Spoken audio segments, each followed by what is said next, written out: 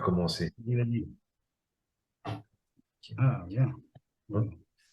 Hein. Bonjour, bonjour à tout le monde et bienvenue en tout cas, bienvenue à ce webinaire sur la prévention voilà, des violences et des risques psychosociaux, sur le burn-out aussi particulièrement, qui va se dérouler en deux parties. Une première partie justement sur prévenir les violences et les risques psychosociaux, comment remonter aux causes des risques psychosociaux, de la violence en institution. Et une deuxième partie qui sera plutôt axée sur le processus du burn-out à remonter la pente. Un webinaire de manière ramassée, présenté d'une première part par moi-même, donc Ludwig Maquet. Je suis aujourd'hui formateur en travail social, auteur et donc intervenant sur la souffrance au travail, particulièrement dans le secteur social, médico-social. Et la deuxième partie par Laurent Guénébeau, qui est travailleur social depuis 25 ans, en protection de l'enfance, qui a été éducateur, chef de service, directeur adjoint, et qui est aujourd'hui formateur indépendant sur justement la thématique de la prévention de la souffrance au travail et du burn-out, que vous verrez sur le deuxième lien qui vous a été proposé donc sur le lien d'invitation. Donc, première partie, prévenir les violences et les risques psychosociaux en travail social. C'est vrai que c'est un sujet lourd qu'on va essayer de ramasser en 20-25 minutes. Et je vous propose pour ma part de détricoter pendant ce temps de webinaire les processus de construction de la violence, notamment au travail social, et des risques psychosociaux dans le travail, en vous proposant une autre approche de coupler les violences et les risques psychosociaux. Je vais organiser mon intervention en quatre axes, hein. On va d'abord parler du contexte, hein, pourquoi intervenir sur la souffrance au travail aujourd'hui, la contextualisation du monde du travail, et je viendrai en deuxième partie sur justement la violence institutionnelle en institution sociale, qu'est-ce que c'est, pour ensuite en deuxième partie parler des risques psychosociaux particulièrement, avant de proposer quelques éléments de réflexion. Alors, c'est un sujet lourd que je vais ramasser effectivement de manière condensée, mais vous pourrez aussi, si vous le souhaitez, poursuivre cette réflexion à travers, ce que j'ai oublié de les présenter, nos deux ouvrages. Cet ouvrage que je vous présenterai à la fin, Prévenir les violences et les risques psychosociaux en travail social, pour ma part, et aussi le super très bon livre de Laurent Guénébeau, Petit traité du bien-être au travail, comment redonner un visage humain au travail. On vous donnera ces liens à la fin, justement pour pouvoir poursuivre la discussion. Donc mes propos, déjà, il faut savoir qu'ils concernent tous les secteurs professionnels, hein, c'est-à-dire tous les salariés, que ce soit les cadres intermédiaires, les directions, et que c'est un sujet effectivement pas drôle, en tout cas qui est devenu aujourd'hui prégnant dans le secteur et qu'il est vraiment nécessaire d'agir. Donc mon objectif, c'est vraiment de pouvoir apporter des éléments de compréhension pour prévenir et agir. C'est vraiment mon objectif premier. Alors le contexte du travail aujourd'hui, c'est quoi? Ben, souffrance, violence au travail, épuisement professionnel. Alors j'entends un petit peu de son en fond. Je vous propose de couper vos micros pour ceux et celles qui nous auraient rejoints, s'il vous plaît. D'être Madame Elbat, je ne sais pas si effectivement, mais c'est pas grave, on aura une petite musique de fond, on va faire avec. Mais si vous pouvez couper vos micros, merci beaucoup. Donc effectivement, je vous disais que donc ce terme de souffrance au travail interroge les mutations du monde du travail, que c'est pas facile de faire face à la douleur issue du travail dans notre société parce que c'est un sujet qui est polymorphe, multiforme et que les termes de violence ou de souffrance sont employés aujourd'hui à toutes les sauces. Mais une définition de la souffrance au travail qui est donnée par l'ANACT. L'ANACT, c'est l'Agence nationale pour l'amélioration des conditions de travail et qui définit justement la souffrance au travail comme une dépression réactionnelle liée à l'organisation et aux contraintes sociales de l'entreprise et qui est déclenchée par une réaction au comportement reconnaissable d'un collègue, d'un superviseur, et que la croyance que le degré de dégradation atteint ne peut plus être activement développé signifie justement l'entrée dans la souffrance. Alors les conséquences, on le voit tous les jours malheureusement autour de nous, c'est désastreux et c'est aussi moi pour ça que j'interviens sur ce sujet parce que j'ai des personnes au téléphone qui me disent Monsieur Mackey, continuez vos interventions parce qu'on n'en peut plus. Les conséquences sont trop graves. Un salarié en risque psychosocial voit son état de santé se dégrader avec différents symptômes. Alors, les plus connus, le burn-out, le stress, mais on va parler de troubles du sommeil, d'hypertension, de fatigue professionnelle, mais aussi, malheureusement, de suicide, de passage à l'acte. Alors, c'est un sujet sensible, hein, effectivement, et qu'on a sans doute dans notre entourage, et on en apprend tous les jours, et même pour ma part, des personnes qui tombent malades du travail. Donc, c'est utile de contextualiser le sujet. Aujourd'hui, le travail dans notre société, c'est quoi? C'est un travail qui est transformé par une pressurisation continue, une gestion libérale, une rentabilité qui est vouée à un modèle, faut pas un modèle économique, hein, faut pas avoir peur des mots, qui est le modèle économique capitaliste, le toujours plus vite, toujours plus haut, le toujours plus fort, et qui repose vraiment sur ce culte de la consommation qui est lié vraiment à une productivité sans cesse croissante. Il faut toujours aller plus vite et il faut toujours remplir de performances, même nos loisirs aujourd'hui. Et donc, cette quête, effectivement, de l'efficacité et de la rentabilité à un prix, c'est celui du mal-être au travail qui s'intensifie, qui est exponentiel, avec des pathologies psychosociales qui sont devenues aujourd'hui la principale cause des arrêts de travail dans notre pays. Juste, il faut savoir que le secteur médico-social, c'est particulièrement touché. Il regroupe à lui seul 20% des affections psychiques et que les professionnels de la santé sont 3 fois plus touchés par les arrêts de travail que les autres salariés et que le secteur d'activité le plus touché par les suicides, c'est également celui de l'action sociale et de la santé. Alors, tous secteurs confondus, hein, de l'hôpital à toutes les professions du médico-social et du travail social. Et ce n'est pas du tout pour faire effectivement concurrence à toutes les autres professions qui sont aussi notamment en souffrance. On peut parler de l'éducation nationale, on peut parler des fonctions régaliennes comme la police, et on peut parler voilà, de l'industrie, de tous les services public et privé. Sauf que, effectivement, moi, pour ma part, en tant qu'ancien éducateur spécialisé et que j'ai travaillé sur ce thème-là, j'ai été touché.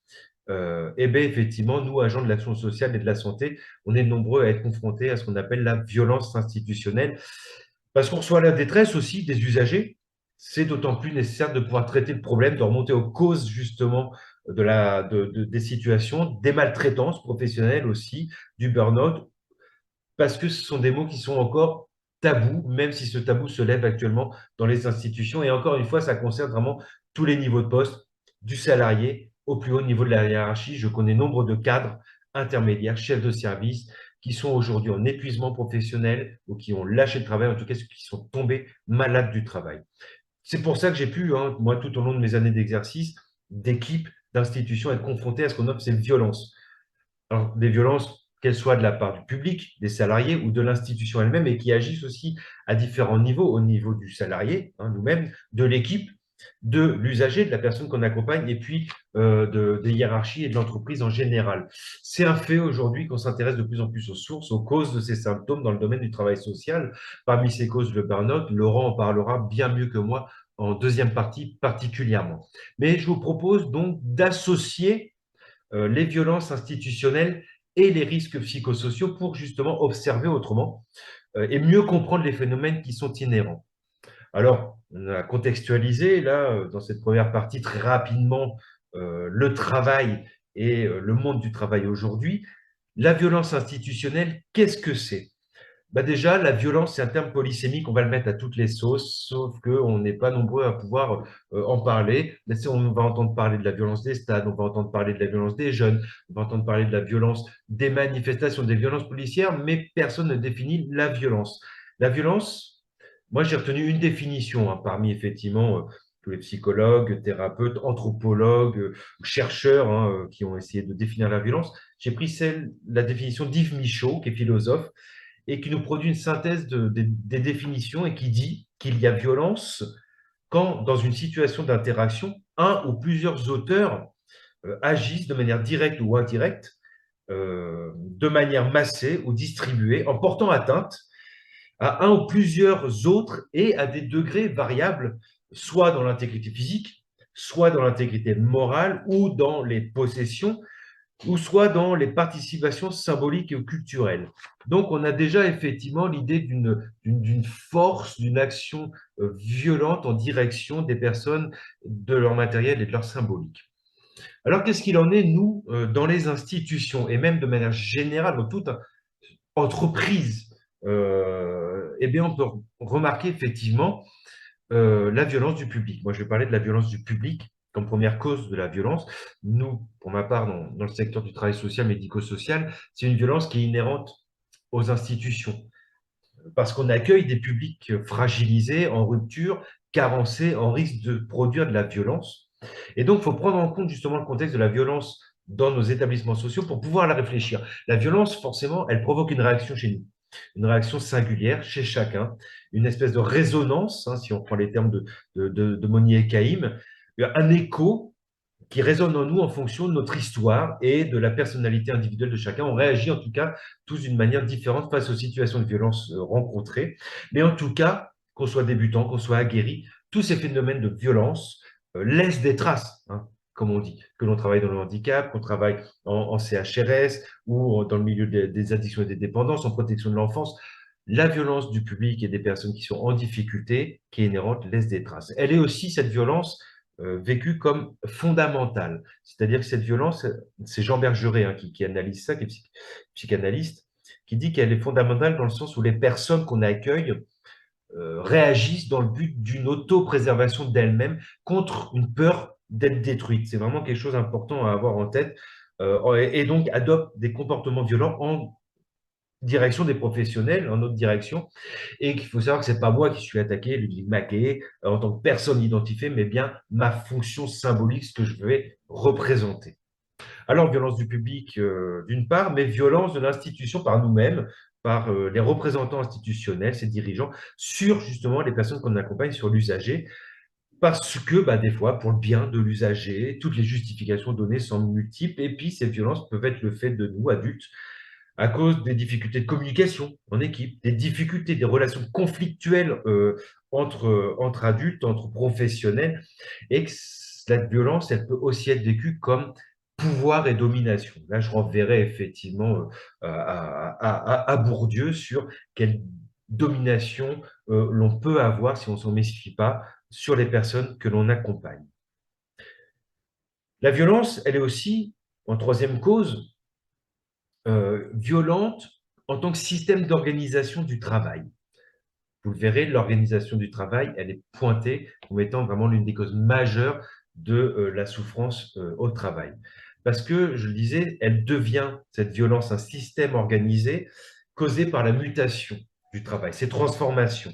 Et que cette pressurisation, les nouvelles organisations, le lean management, les injonctions paradoxales, les institutions paradoxantes, en tout cas, tout ça qu'entraîne aussi l'idéologie, hein, de gestion d'une part, cette culture du résultat et de l'évaluation par ailleurs, bah, tout ça, ça transforme l'humain en quoi? En ressource, sauf qu'effectivement, l'homme n'est pas une marchandise et que, à force de tableaux, de traceurs, de tableurs Excel, de camemberts, de chiffres et de statistiques, eh bien, on devient fou et il y a une véritable perte de sens et de valeur, une réelle tristesse en tout cas qui s'installe chez nous professionnels parce qu'on constate une réduction de notre agir au travail. On ne va plus parler des personnes, on ne va plus parler de la clinique, mais on ne va parler que chiffres, statistiques et traçabilité à outrance.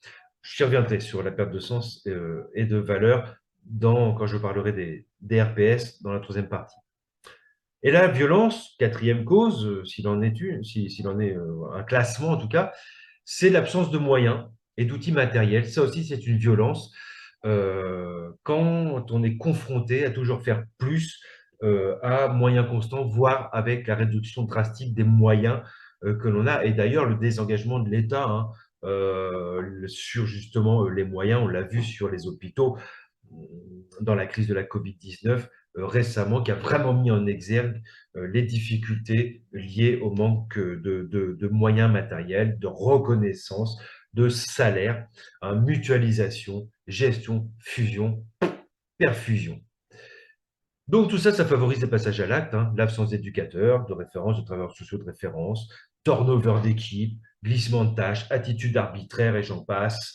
En tout cas, sur l'organisationnel, hein, vraiment pour rester sur l'organisation, justement, il faut aussi dire, et là je cible personne, je ne cible pas les directions ou le cadre intermédiaire comme étant la cause. Je suis très prudent avec ça parce que je l'ai dit, on est tous dans le même bateau et sur la chaîne, en tout cas, de l'organisation confrontée justement à la souffrance au travail. Mais l'absence ou le mode de management aujourd'hui peut aussi laisser le champ ouvert aux affrontements entre adultes ou tout ce qui est aussi de l'ordre voilà, du management délétère et du mode d'encadrement, en tout cas des équipes. La manière d'exercer, en tout cas, l'encadrement a vraiment des répercussions importantes sur les salariés et qui vont se répercuter aussi sur le public. Et je disais à chaque strate hiérarchique. Et puis, bah, du coup, effectivement, l'institution peut rajouter de la violence quand elle ne reconnaît pas cette violence-là. Encore une fois, il ne s'agit pas de tirer à boulet rouge et de trouver une cause de la violence. On voit bien depuis le début que c'est plurifactoriel et qu'il n'y a pas un seul facteur de souffrance au travail. Mais reconnaître les difficultés d'un salarié, c'est important. C'est important parce que ça rajoute de la violence à la violence quand on ne la reconnaît pas, quand on la banalise, quand on ne prend pas soin effectivement de ses collègues ou de ses supérieurs ou salariés. Et donc, une dernière cause, avant de passer au RPS, c'est de violence institutionnelle, c'est cette perte de sens et de valeur qui est vécue comme très violente par nous, effectivement, travailleurs sociaux, du médico-social et autres, parce que la bureaucratie envahissante, les conflits d'identité personnelle, les besoins narcissiques non satisfaits. On a tous besoin qu'on nous dise merci, vous avez fait du super bon boulot, vous avez été jusqu'au bout de cette situation. Franchement, voilà, reconnaissance, partez en récup. Bah, toutes ces choses-là font que nous-mêmes, travailleurs sociaux, on vit la perte de sens et des valeurs de nos métiers par cette bureaucratisation envahissante. Si on rajoute effectivement cette traçabilité, les tableurs, les, les- les- les logiciels, les agendas partagés, la traçabilité à flux tendu, eh ben, on vit ça comme une régression sociale de nos métiers parce que nos tâches primaires qui sont de s'occuper des gens passent finalement au secondaire de tracer nos activités. Alors, j'ai été très vite, effectivement, et je vais prendre donc les 10 minutes restantes pour parler des risques psychosociaux. Et vous me direz quel lien avec les risques psychosociaux, un terme de plus en plus présent dans le champ de la santé et du social, par les mots de burn-out, de stress, d'harcèlement, de dépression, de suicide, qui sont devenus des mots usuels. Une définition encore qui est donnée par Preventica. Alors, Preventica, qui est donc une institution qui travaille sur la qualité de vie et des conditions de travail et tout ce qui est prévention des risques, qui désigne donc les risques psychosociaux comme les éléments qui portent atteinte à l'intégrité physique et à la santé mentale des salariés au sein de leur environnement professionnel. Le stress, parmi les plus connus, mais aussi le harcèlement, l'épuisement professionnel et même la violence au travail, ah tiens, on vient d'en parler, sont la cause de plusieurs maux et pathologies. Il y a une donnée que je vais rajouter, effectivement, je dis que c'est vraiment pas le sujet le plus drôle, c'est que selon l'Observatoire national du suicide, dans son rapport de juin 2020, donc c'est tout récent, eh ben, il dit que le secteur d'activité le plus touché par les suicides, c'est celui de l'action sociale et de la santé. Donc, on l'a dit, l'intensification du travail, la montée du travail relationnel en contact avec le public, l'effritement des collectifs de travail, ça induit ces RPS aux conséquences graves. Et d'ailleurs, l'enquête Summer de 2017 relève le fort impact des facteurs de risque psychosociaux sur la santé des salariés. Et là, encore une fois, deux conclusions. D'abord, l'importance de l'organisation du travail. Ah tiens. Et de l'autre, le rôle décisif du soutien social sur le travail. Et Christophe Dejour, psychiatre, qui va dans le même sens, met également le doigt sur l'organisation du travail. Donc, on voit bien là qu'il y a quand même un facteur clé qui est aujourd'hui l'organisation du travail comme cause de la souffrance au travail, du tomber malade du travail. Donc, effectivement, quelques causes effectivement, de souffrance au travail. D'abord, le contexte de travail, je ne reviens pas trop longtemps dessus, mais le contexte de travail qui illustre la confrontation des travailleurs aux misères, aux lacunes, à la question des moyens pour accomplir les missions, et puis les incohérences institutionnelles. Aujourd'hui, on voit bien que le contrôle, en tout cas, détermine les relations au travail et que l'effritement des collectifs de travail, l'individualisation, l'évaluation individuelle ont fait énormément de mal. Et pour continuer sur l'épuisement et sur le syndrome d'épuisement émotionnel et mental, on peut dire que l'usure entre en jeu et trouble l'individu, perturbe aussi son environnement, pas seulement soi, mais aussi l'ensemble du système familial, puisque quand on rentre chez soi, avec la noirceur, avec l'épuisement, quand on tombe malade, quand on tombe à burn-out, c'est un véritable tsunami qui emporte tout sur son passage, soit ses proches, ses collègues, c'est un effondrement. Et puis moi, j'interrogerai également ce que j'appelle les paradoxes institutionnels, l'organisation défaillante et puis les hiérarchies, sous ce manque de reconnaissance que l'on peut avoir. Je parlais aussi tout à l'heure du déficit identitaire, c'est-à-dire qu'il y a ces successions d'étapes dévalorisantes qui mettent en échec notre besoin narcissique du salarié. Ok, on fait des métiers de don, d'abnégation, on n'est pas là par hasard, on sait pourquoi on le fait, mais on a aussi besoin d'être reconnu socialement, par notre utilité sociale, sociétale, reconnu par des salaires décents, et par du travail de qualité avec donc des moyens et des outils adéquats. Et puis, je voudrais aussi noter des fois la difficulté d'innovation et d'élaboration quand on n'a plus le temps de réfléchir, quand chaque projet est enterré, quand on n'est pas soutenu, c'est aussi de la souffrance au travail. Et puis, à cette violence jugée faisant partie, en tout cas, du travail, s'ajoute donc celle, je le disais, de l'institution aveugle, et qui provoque ces effets de résonance dont on a déjà parlé, mais qui provoque aussi chez nous des sentiments d'impuissance, de doute sur notre capacité de travailleur, sur notre image et nos représentations. Et puis, on peut rajouter que quand bien même on a dans toute entreprise, institution, oui, des personnes qui peuvent être porteuses de déséquilibre, hein, parce que le travail d'équipe, c'est beau sur le papier, c'est comme le système familial, c'est beau sur le papier, mais dans la réalité, on reste des humains et on a beau être des professionnels de la communication, de la relation d'aide, de l'accompagnement, on n'en reste pas moins, effectivement, avec nos atouts et nos écueils, et qu'il peut y avoir des personnes dans des équipes qui empêchent tous ces liens interpersonnels, qui portent en elles une fonction mortifère. Je veux dire, c'est bien pour ça qu'on a des phénomènes de harcèlement moral, sexuel, qu'on a des phénomènes de bouc émissaire qui se créent. C'est parce que ce sont effectivement des phénomènes liés à tout travail de groupe et à tout groupe social. Et donc, effectivement, toute cette violence dont on a parlé jusque-là devient alors parfois clandestine, provoque des phénomènes destructeurs, parce que, bah oui, dans certains cas, dans beaucoup de situations, les personnes souffrantes s'isolent, se renferment et se perdent même parfois. La symptomatologie, elle est celle de tomber malade du travail. Et moi, c'est bien pour ça, effectivement, que je continue d'intervenir et que je le dirai, je continuerai, c'est insupportable. Aujourd'hui, tomber malade du travail, c'est mourir. Et ça, c'est pas possible que le travail, son organisation ou son encadrement pousse des gens à tomber malade du travail.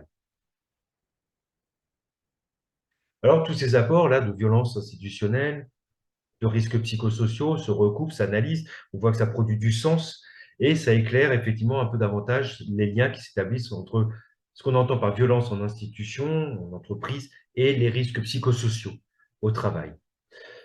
En tout cas, on peut avancer que le contrôle de gestion, que l'évaluation engendre la souffrance parce que c'est des méthodes qui sont utiles bien pour gérer des stocks, des flux, mais pas le travail avec l'humain.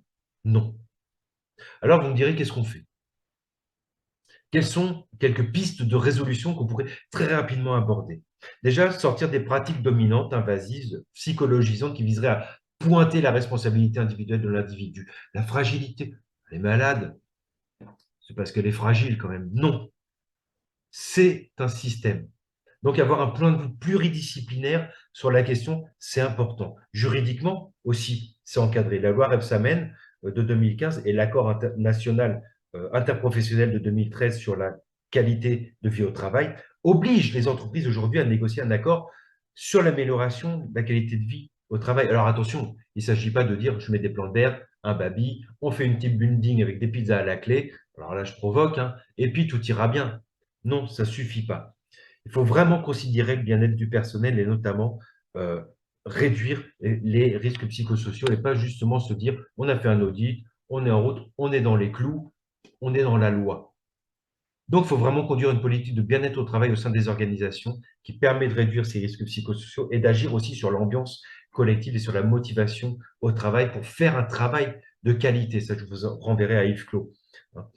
Et donc, ça contribue à l'épanouissement professionnel, à l'amélioration de l'atmosphère, au renforcement du climat de respect et d'écoute.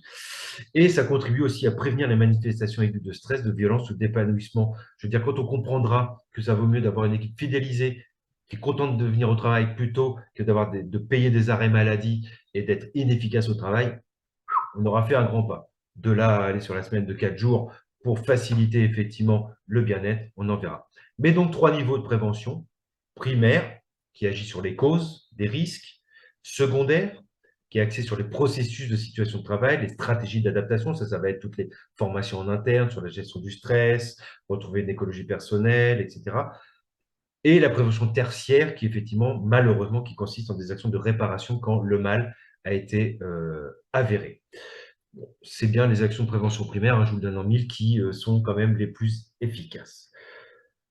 Sur la question de la violence, la question symbolique, elle doit être convoquée.